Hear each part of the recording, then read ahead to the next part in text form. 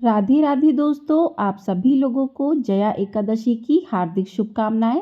इस साल 2024 में जया एकादशी का व्रत 20 फरवरी दिन मंगलवार को रखा जाएगा। इस दिन भगवान श्री हरि विष्णु और माँ लक्ष्मी का पूजन किया जाता है और व्रत किया जाता है। व्रत करने के साथ ही साथ आपको इस दिन जया एकादशी व्रत की कथा भी अवश्य सुननी चाहिए, क्योंकि कहते हैं कि कोई भी व्रत बिना कथा के अधूरा माना जाता है। तो चलिए आज की इस वीडियो में हम सुनेंगे जया एकादशी व्रत की कथा।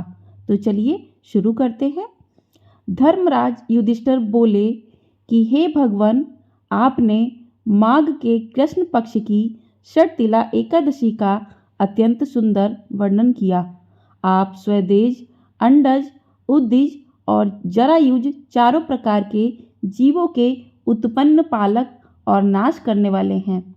अब आप कृपा करके माघ शुल्क एकादशी का वर्णन कीजिए। इसका क्या नाम है, इसके व्रत की क्या विधि है और इसमें कौन से देवता का पूजन किया जाता है।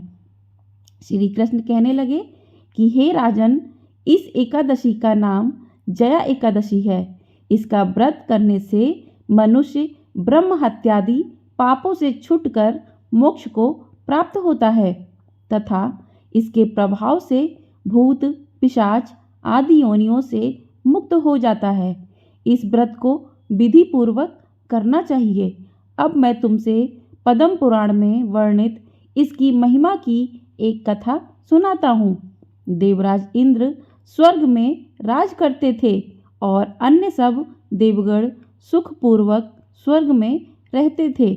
एक समय इंद्र अपनी इच्छा के अनुसार नंदन वन में अप्सराओं के साथ विहार कर रहे थे और वहीं गंधर्व गान कर रहे थे।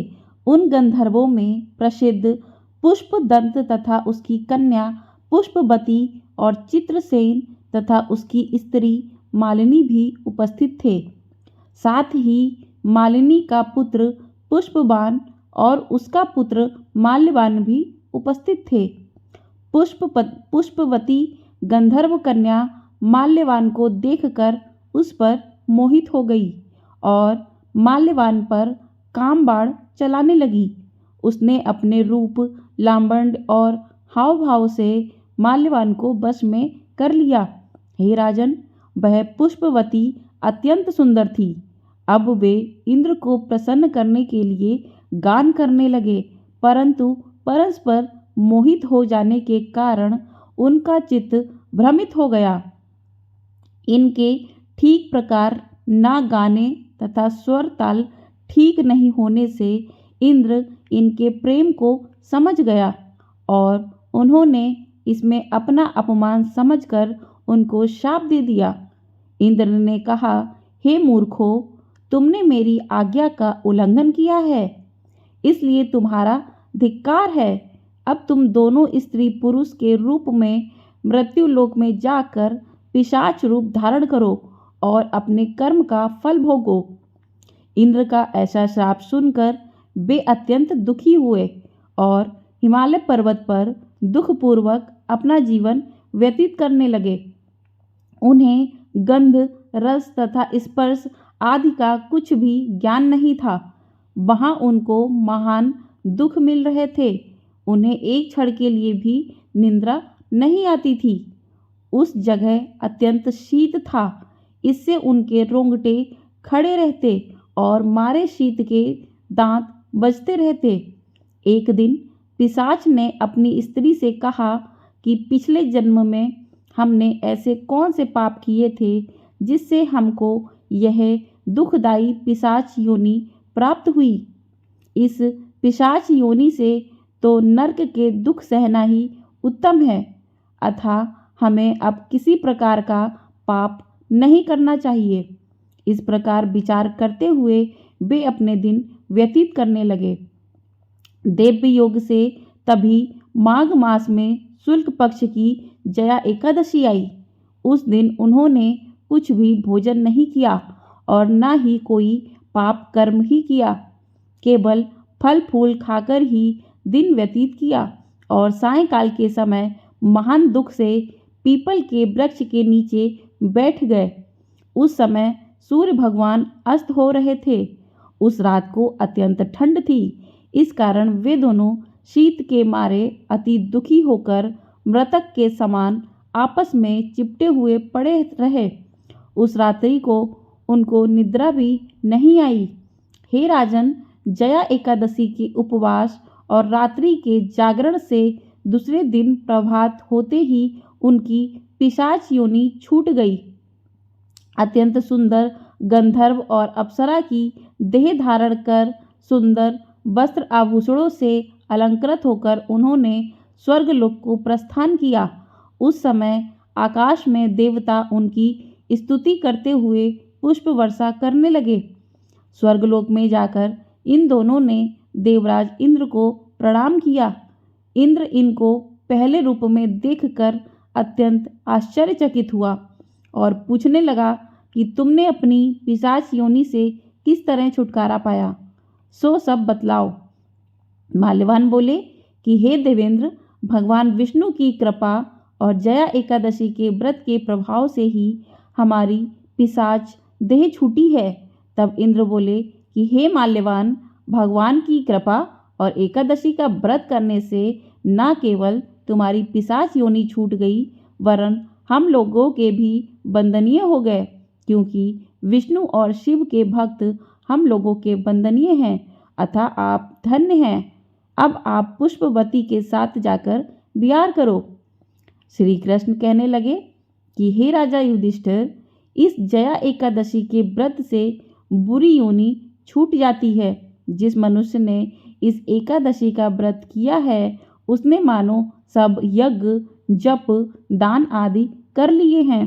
जो मनुष्य जया एकादशी का व्रत करते हैं, वे अवश्य ही 1000 वर्ष तक स्वर्ग में वास करते हैं। तो दोस्तों, इस प्रकार से जया एकादशी की कथा संपूर्ण होती है। दोस्तों, इस व्रत को जो भी भक्तजन करते हैं या इस व्रत की कथा को ही सुनने मात्र से ही उसके सभी पाप दोष मुक्त होकर उसे मोक्ष की प्राप्ति होती है।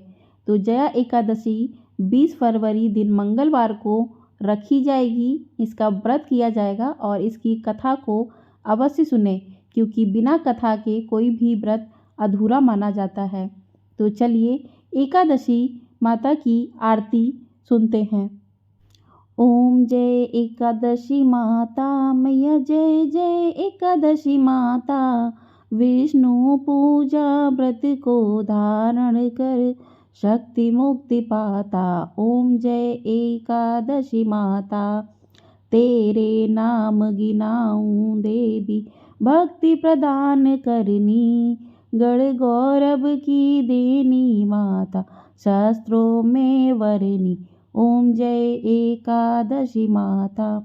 मार्गशीर्ष के कृष्ण पक्ष की उत्पन्ना, विश्व तारिणी जन्मी।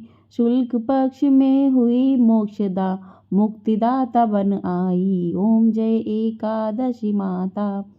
पौष के कृष्ण पक्ष की सफला नामक है।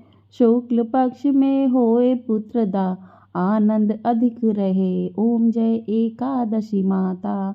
नाम षट तिला माघ मास में कृष्ण पक्ष आवे। शुक्ल पक्ष में जया कहावे, विजय सदा पावे। ओम जय एकादशी माता। विजया फागुन कृष्ण पक्ष में शुक्ला आमकली। पाप मोचनी कृष्ण पक्ष में चैत्र महाबली की। ओम जय एकादशी माता। चैत्र शुक्ल में नाम कामदा, धन देने वाली। नाम बरुथनी कृष्ण पक्ष में बैसाख महाबली।